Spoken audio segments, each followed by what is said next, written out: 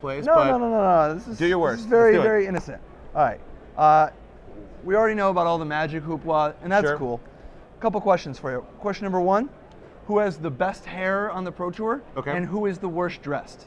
So We need the whole contrast. Best hair, worst dress. So best hair is going to go to Swedish Brian Kibler, not to be confused with American Swedish Brian Kibler, who is the runner-up, and that's Joel Larson. For those of you who are not in the know, Pro Tour top 8 competitor. Pro Tour top 8 competitor, Pro Tour top 8 finalist, and then the worst dressed is still going to go to my good friend Matt Nass, who at some point will discover that there are long pants in the world, but for now, those gym shorts are not cutting it, buddy.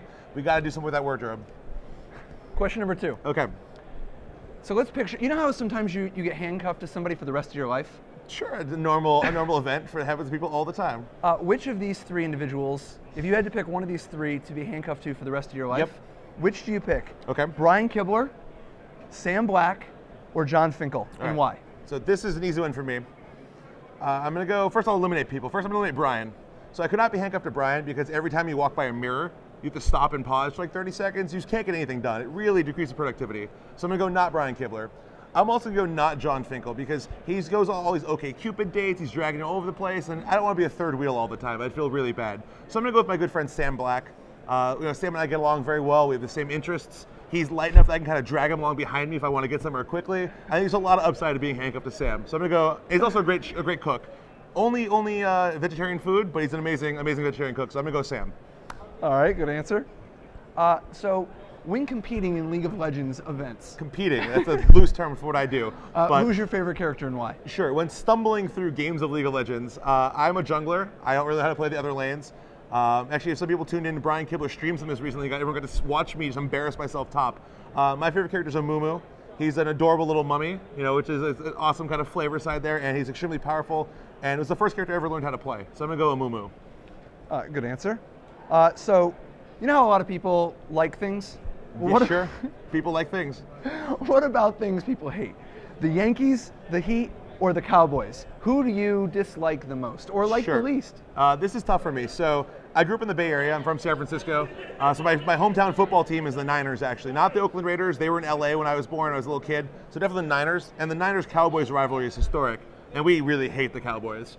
But at the same time, my dad's from Boston, and I grew up rooting for the Red Sox. And as you know, the Red Sox and the Yankees do not get along very well.